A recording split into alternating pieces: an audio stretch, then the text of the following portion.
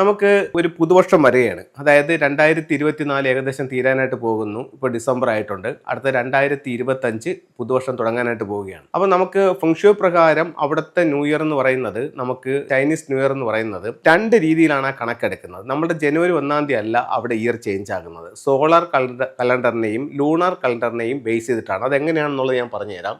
2025 ഫെബ്രുവരി 4 മുതൽ 2026 ഫെബ്രുവരി 3 വരെയുള്ള ഒരു ചൈനീസ് വർഷം സോളാർ കലണ്ടർ ആണ് ഈ ഒരു വർഷം എന്ന് പറയുന്നത്. അപ്പോൾ ഇത് ഫെങ്ഷുയി പ്രകാരം, ഫെങ്ഷുയുടെ നക്ഷത്രങ്ങളുടെ മാറ്റങ്ങളും ഫെങ്ഷുയി പ്രകാരമുള്ള കാര്യങ്ങളെല്ലാം ഈ സോളാർ കലണ്ടറുമായിട്ട് ബേസ് ചെയ്തിട്ടാണ് ഇരിക്കുന്നത്. അതേസമയം അവരുടെ ന്യൂ ഇയർ എന്ന് പറയുന്നത് ലൂണാർ കലണ്ടറിനെ ബേസ് ചെയ്തിട്ടാണ്. ലൂണാർ കലണ്ടറിൽ ജനുവരി 29-ാം തീയതി 2025 ജനുവരി 29-ാം തീയതിയാണ് ന്യൂ ഇയർ സ്റ്റാർട്ട് ചെയ്യുന്നത്. അപ്പോൾ ഫെങ്ഷുയിൽ നമ്മളെല്ലാം കണക്കാക്കുന്നത് ഈ സോളാർ കലണ്ടറിനെ ബേസ് ചെയ്തിട്ടാണ്. അപ്പോൾ നമുക്ക് എല്ലാവർക്കും അറിയാം, വീട്ടിൻ്റെ ഓരോ ദിക്കിലും ഓരോ നക്ഷത്രങ്ങളും എല്ലാ വർഷവും വരുന്നുണ്ട്. അതിനെ ആനുവൽ സ്റ്റാർ എന്നാണ് പറയുന്നത്. അപ്പം ഓരോ ചൈനീസ് പുതുവർഷത്തിലും ആ നക്ഷത്രങ്ങൾ ചേഞ്ച് ആകുന്നുണ്ട്. ചേഞ്ചായി ഓരോ ദിക്കിലും വരുന്ന പുതിയ നക്ഷത്രങ്ങൾ ആ ദിക്കിൻ്റെ പൂർണ്ണ ഉത്തരവാദിത്വം ഏറ്റെടുക്കുകയും അല്ലെങ്കിൽ ആ ദിക്കിൻ്റെ ആ നക്ഷത്രത്തിൻ്റെ സ്വഭാവം ആ ദിക്കിൽ പ്രകടമാവുകയും ചെയ്യുന്നുണ്ട്.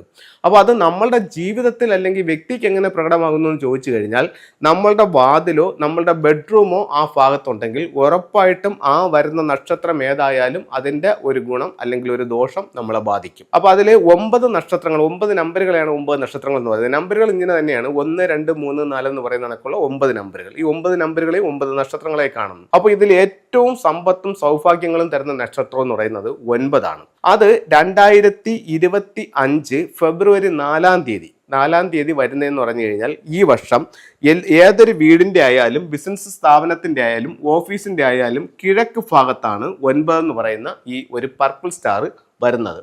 അപ്പം ഓരോ 20 വർഷങ്ങൾ കൂടുമ്പോഴും പ്രകൃതിക്കൊരു മാറ്റം ഉണ്ടാവുമെന്നാണ് ഫെങ്ഷുയിൽ പറയുന്നത്. 2024 ഫെബ്രുവരി 4 മുതൽ 2044 ഫെബ്രുവരി 3 വരെയുള്ള 20 കൊല്ലം ഫെങ്ഷുയി പ്രകാരം 9th പീരീഡിൻ്റെ കാലഘട്ടമാണ്. അപ്പോൾ ഇപ്പോഴത്തെ കറണ്ട് സ്റ്റാർ എന്ന് പറയുന്നത് 9 ആണ്. അപ്പോൾ ഈ 9 ആണ് ഏറ്റവും കൂടുതൽ പ്രോസ്പെരിറ്റി കൊടുക്കുന്ന നക്ഷത്രം. അപ്പോൾ അതായത് ഇതിൻ്റെ ടൈംലി സ്റ്റാർ ആയിട്ട് ഇപ്പോൾ 9 ആണ്. അപ്പോൾ ഈ ആനുവൽ സ്റ്റാർ ഈ വർഷം വന്നിരിക്കുന്നത് കിഴക്കിലാണ്. അതായത് ഈ വരുന്ന ന്യൂ ഇയറിൽ വരാൻ പോകുന്നത് കിഴക്കിലാണ്. അപ്പോൾ കിഴക്ക് വശത്ത് പ്രധാന വാതിലുള്ളവർക്ക്, ഒരു വീടിനെ സംബന്ധിച്ചിടത്തോളം കിഴക്കിനെ തന്നെ 3ആയിട്ട് ഡിവൈഡ് ചെയ്യുന്നുണ്ട്. അതായത് north east, east, south east.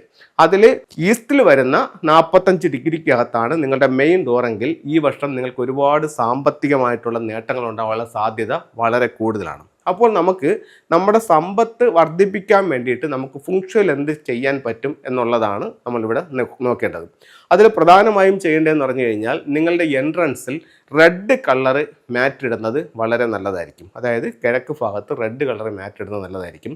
അതേപോലെ തന്നെ നിങ്ങൾക്ക് നിങ്ങളുടെ ലിവിങ് റൂമാണ്, അവിടെ ഈസ്റ്റിൽ അവിടെ നിങ്ങൾക്കൊരു വാട്ടർ ഫൗണ്ടനോ അല്ലെങ്കിൽ ചെറിയൊരു അക്വേറിയമോ വെച്ച് വർക്ക് ചെയ്യിക്കുന്നതും നിങ്ങൾക്ക് സാമ്പത്തികമായിട്ട് ഒരുപാട് അഭിവൃദ്ധികൾ വരാനായിട്ട് നല്ലതായിരിക്കും. അതേസമയം ആ ഭാഗത്ത് വിൻഡോകളും പിന്നെ ഡോറൊക്കെ ഉണ്ടെന്നുണ്ടെങ്കിൽ നമ്മൾ വീട്ടിലുള്ള സമയങ്ങളിൽ ഇത് തുറന്നിടുന്നതും കൂടുതൽ എനർജി നമ്മളിലേക്ക് വരാനും കൂടുതൽ സൗഭാഗ്യങ്ങൾ വർദ്ധിക്കാനും നല്ലൊരു പരിഹാരമായിട്ട് ഫെങ്ഷുയി ഇതിനെ കണക്കാക്കുന്നുണ്ട്.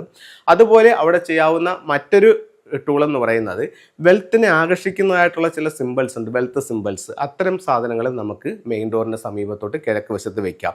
അതേപോലെ തന്നെ ഒരു ബൗളിനകത്ത് സിട്രിൻ്റെ സ്റ്റോൺ, ഇൻഗോട്ട്, ചൈനീസ് കോയിൻ, അങ്ങനെ വെൽത്തിനെ ആകർഷിക്കുന്നതായിട്ടെല്ലാം കൂടെ ഒരു നിധി പോലെ അല്ലെങ്കിൽ ഒരു വെൽത്ത് ബേസ് പോലെ ക്രിയേറ്റ് ചെയ്ത് കിഴക്ക് ഭാഗത്ത് വെക്കുന്നതും ഈ വർഷം നമ്മളിലേക്ക് ശരിക്കും സമ്പത്ത് വരാനും നമുക്ക് സാമ്പത്തികമായിട്ട് അഭിവൃദ്ധി ഉണ്ടാകാനായിട്ട് വളരെ നല്ല ടൂളായി ഫെങ്ഷുയിൽ കണക്കാക്കുന്നുണ്ട്. നമുക്ക് ഒരു വെൽത്ത് ബേസ് ഉണ്ടാക്കാനായിട്ട് എന്തൊക്കെ സാധനങ്ങളാണ് ആവശ്യം എന്ന് വെച്ച് കഴിഞ്ഞാൽ, ഇതിലത്തെ സിട്രിൻ്റെ സ്റ്റോൺ, ഇതിപ്പോൾ ഒരു സ്റ്റോണാണ്. അപ്പോൾ ഇതിലത്തെ ഒത്തിരി സ്റ്റോണുകൾ നമുക്കൊരു ബൗളിനകത്ത് നിറച്ച് വയ്ക്കാം. അതുപോലെ തന്നെയാണ് ചൈനീസ് നാണയങ്ങൾ. ഇത് ഗോൾഡ് കളറിലെ നാണയമാണ്, ഇത് നമുക്ക് വെക്കാം. അതുപോലെ തന്നെ കോപ്പർ നാണയമാണ്. അപ്പോൾ ഗോൾഡ് കോയിൻ, കോപ്പർ കോയിനൊക്കെ നമുക്ക് ഒരു ബൗളിനകത്ത് നിറച്ച് വെക്കാം. അത് ചിലർ ചോദിക്കും എത്ര എണ്ണം വെക്കണമെന്ന് ചോദിക്കാം. അങ്ങനെ പ്രത്യേകിച്ച് കണക്കൊന്നുമില്ല, എത്ര എണ്ണം വേണമെങ്കിൽ. ഒരുപാട് നിറച്ച് വെക്കുകയാണെങ്കിൽ കൂടുതൽ നിധി ഉള്ളതുപോലെ അല്ലെങ്കിൽ കൂടുതൽ വെൽത്ത് ഉള്ളതുപോലെ നമുക്കൊരു ഫീലിംഗ് ഉണ്ടാവുമല്ലേ. അതുപോലെ നിങ്ങളുടെ സാമ്പത്തികം അനുസരിച്ചിട്ട് അതിൻ്റെ എണ്ണം കൂട്ടാം.